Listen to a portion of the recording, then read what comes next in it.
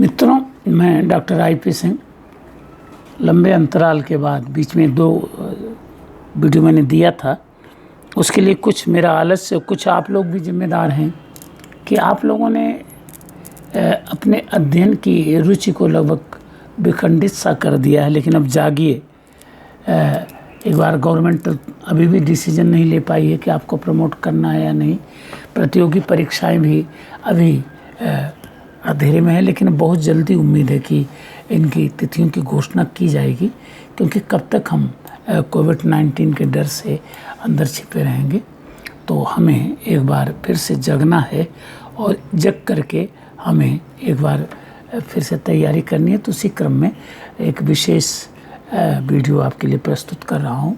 स्वर व व्यंजन के प्रकार एवं उत्पत्ति स्थल। अनेक विसंगतियाँ मित्र, मैं नहीं कहता कि मेरा नोट्स पर्याप्त है, लेकिन फिर भी आपकी शंकाओं का समाधान एक सीमा तक इससे हो सकता है। और यही मेरी सार्थकता BA पार्ट फर्स्ट की जनरल हिंदी, और जो आप कंपटीशन देंगे STC या B.Ed, उसमें भी ये टॉपिक है। लेवल फर्स्ट में भी और सेकंड में भी। इसके बाद कई कंपटीशन में भी इनकी चर्चा होती है। तो आज देखें स्वर क्या है, व्यंजन क्या है। इन्हें मूल रूप से अक्षर या वर्ण कहते हैं। फिर वर्ण लिखित होता है, इसके भेद करते हैं स्वर और व्यंजन। फिर ये स्वर और व्यंजनों की संख्या कितनी है और स्वर कितने प्रकार से देखे जा सकते हैं, ये पहला वीडियो। फिर दूसरे वीडियो, तीसरे वीडियो में वर्ण की चर्चा। तो जल्दी से जुड़ें। स्वर व व्यंजन के प्रकार एवं उत्पत्ति स्थल। ऐसी मान्यता है कि सृष्टि का विकास एक विशेष ध्वनि के साथ हुआ। इसे आध्यात्मिक भाषा में नाद या अनाहतनाद कहते हैं। ध्यान रखें मित्र, अनाहतनाद शब्द का कबीर ने बहुत प्रयोग किया है। वास्तव में ये अनाहतनाद क्या है? अनाहतनाद वह आवाज़ है जब आत्मा परमात्मा से अलग हो गई और इस मृत्यु लोक के लिए उसने गमन किया। तो ठीक है। नाद के तात्विक अर्थात सबसे छोटे किंतु स्वतंत्र चिरंतर रूप को अक्षर और उसके लिखित या व्यक्त रूप को वर्ण की संज्ञा प्रदान की गई है। यद्यपि आधुनिक समय में ये दोनों ही शब्द पर्याय के रूप में प्रयुक्त हो रहे हैं। मित्र यहाँ ध्यान रखें, नहीं याद होता तो ऐसे याद करिए कि जो बोला जाए, जो वर्ण बोला जाए वो अक्षर है, और जो लिखा जाए वो अक्षर वर्ण कहा जाएगा। ठीक है ना। तो ध्वनि प्रधान अक्षर और रूप प्रधान वर्ण। स्वर एवं व्यंजन। वर्ण के 2 भेद किए गए हैं, स्वर एवं व्यंजन। दूसरी सदी ईसा पूर्व के महाभाष्यकार पतंजलि की मान्यता है कि स्वयं राजन्ते स्वरा अनवग भवति व्यंजना मिति, अर्थात स्वर स्वतंत्र हैं, व्यंजन उन पर आश्रित हैं।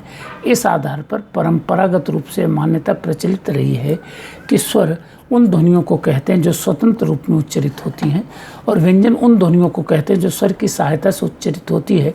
वर्तमान में विद्वान इनकी व्याख्या इस प्रकार करते हैं: स्वर वह ध्वनि है जिसके उच्चारण में हवा अबाध गति से मुख विवर से बाहर निकल जाती है, जबकि व्यंजन वह ध्वनि है जिसके उच्चारण में हवा अबाध गति से मुख विवर से बाहर नहीं निकलने पाती। या तो इसे पूर्ण अवरुद्ध होकर आगे बढ़ना पड़ता है, या संकीर्ण मार्ग से घर्षण करते हुए निकलना पड़ता है, या फिर मध्य रेखा से हटकर एक या दोनों पार्श्वों से निकलना पड़ता है, या किसी भाग को कंपित करते हुए निकलना पड़ता है। इस प्रकार वायु मार्ग में पूर्ण या अपूर्ण अवरोध उपस्थित हो जाता है। अगला टॉपिक हिंदी वर्णमाला। तो मित्रों, वर्णों के क्रमवार उच्चारण समूह को वर्णमाला कहते हैं। हिंदी वर्णमाला के वर्ण इस प्रकार हैं, ध्यान रखें इनका अपना निश्चित स्थान है और इसी आधार पर आपको इनका उत्तर तैयार करना है। स्वर 11 माने गए हैं: अ आ इ ई उ ऊ ए री ए ऐ और ओ औ। व्यंजन इनकी संख्या मित्र 41 मानी जाती है। जरा सा इन्हें देखें। क ख ग घ अंग इन्हें क वर्ग कहते हैं। पूर्ण वर्ग है क्योंकि इनमें अनुनासिक है। 5 च छ ज झ यहाँ च वर्ग 5, ट ठ ड ढ ड़ ट वर्ग 5, त थ द ध न 5, त वर्ग प वर्ग में प फ ब भ म कुल 5। इस तरह से 25 वर्ण हमारे जो हैं वो पूर्ण वर्ग के हैं, इनका अनुनासिक है। इसके अलावा य र ल व श श श ह छ त्र ज्ञ और ड तथा ढ, ये ट वर्ग के व्यंजन हैं मूर्धन्य ड और ढ।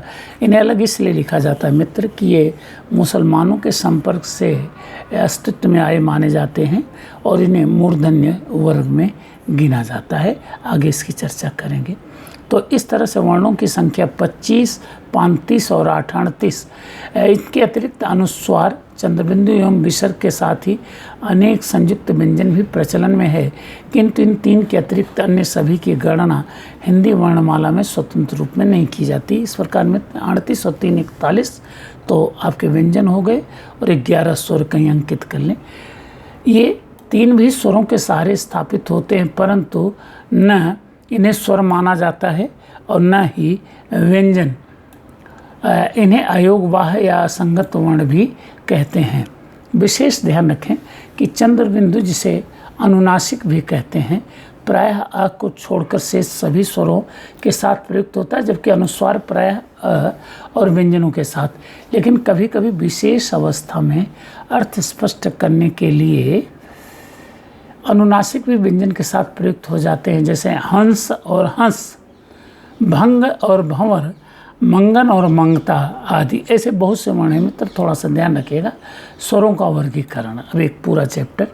उच्चारण, स्थान और प्रयत्न विधि के आधार पर भाषा वैज्ञानिकों ने स्वरों का वर्गीकरण अनेक प्रकार से किया है। इनमें उच्चारण, स्थान और प्रयत्न विधि के आधार पर किए जाने वाले वर्गीकरण निम्नवत हैं। उच्चारण स्थान के आधार पर तो इस दृष्टि से निम्न दो भेद किए जाते हैं। पहला, जिह्वा के चल या चल होने के आधार पर। इस आधार पर निम्न दो भेद किए जाते हैं। मूल स्वर, जिन स्वरों के उच्चारण में जिह्वा स्थिर रहती है उन्हें मूल स्वर कहते हैं। मानक रूप में हिंदी में प्रचलित सभी मूल स्वर माने जाते हैं, सभी स्वर मूल स्वर माने जाते हैं। ये हैं अ, आ, ई, उ, ए और ओ। संयुक्त स्वर, जिन स्वरों के उच्चारण में जिह्वा एक स्वर स्थल से दूसरे स्वर स्थल तक जाती है उन्हें संयुक्त स्वर कहते हैं। ये हैं ए तथा औ। जिह्वा के अग्र तथा पश्च भाग की गतिशीलता के आधार पर, यह दूसरा भेद है उच्चारण स्थान की दृष्टि से।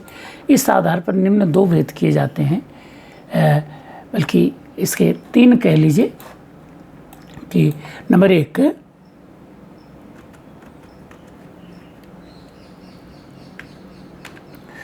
अग्रस्वर। इन स्वरों के उच्चारण में जिह्वा का अग्रभाग इतना उठ जाता है कि उससे और ऊपर उठने पर इनका उच्चारण नहीं हो सकता। जिह्वा के अग्रभाग की क्रियाशीलता से उच्चरित होने के कारण इन्हें अग्रस्वर कहा जाता है। ये हैं ई, ए और ए। पश्च स्वर, इन स्वरों के उच्चारण में जिह्वा का पश्च भाग इतना ऊपर उठ जाता है कि उससे और ऊपर उठने पर इनका उच्चारण नहीं हो सकता। जिह्वा के पश्च भाग की क्रियाशीलता से उच्चरित होने के कारण ही इन्हें अग्रस्वर कहा जाता है। ये है उ, ओ तथा अ। मध्य स्वर, उक्त दोनों अवस्थाओं की मध्य अवस्था में जिन स्वरों का उच्चारण होता है उन्हें मध्य स्वर कहा जाता है। ये है अ, अभी एक ही माना गया है। प्रयत्न विधि के आधार पर इस दृष्टि से भी निम्न दो भेद किए जाते हैं। नंबर 1, मात्रा के आधार पर। इस आधार पर निम्न 3 भेद किए जाते हैं। नंबर 1, ह्रस्व स्वर, अ, ई, उ और री। फिर से एक बार ध्यान दे दें, ह्रस्व स्वर में अ, ई, उ और री। दीर्घ स्वर में अ, ई और उ। मित्र यहाँ ध्यान रखें, री का हम लोग इसलिए प्रयोग अब नहीं करते हैं कि माना जाता है कि उच्चारण में विलुप्त हो गया। यद्यपि दीर्घ री अभी लेखन में है। मातृधन ऋण, पितृधन ऋण, भातृधन ऋण, इनका जब संयोग होता है तो मातृण, पितृण या भातृण में री आता है। तो दीर्घ स्वर में आ, ई और उ। संयुक्त स्वर में ए, ओ और औ। उच्चारण में लगने वाले समय के आधार पर यह वर्गीकरण किया जाता है। जिन स्वरों के उच्चारण में कम समय लगता है उन्हें ह्रस्व स्वर तथा जिनके उच्चारण में अधिक समय लगता है उन्हें दीर्घ स्वर कहते हैं। संयुक्त स्वर दीर्घ स्वर की श्रेणी में ही आते हैं। दूसरा भेद जो है प्रयत्न विधि के आधार पर और मुख्य की अवस्था के आधार पर। इस आधार पर निम्न 4 भेद किए जाते हैं। विवृत स्वर, ये वे स्वर हैं जिनके उच्चारण में मुख पूरा खुला रहता है, खुल जाता है, जैसे आ।